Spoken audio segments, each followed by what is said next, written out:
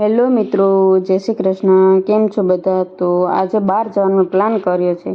ક્યાં જવું છે તમને આગળના વિડીયોમાં ખબર પડી જશે. પછી પેટ્રોલ પંપે પેટ્રોલ પુરાવ્યું, કેમ કે ગાડીને પણ એનર્જી જોઈએ ને. ત્યાં તો સુદર્શન સેતુ આવી ગયો.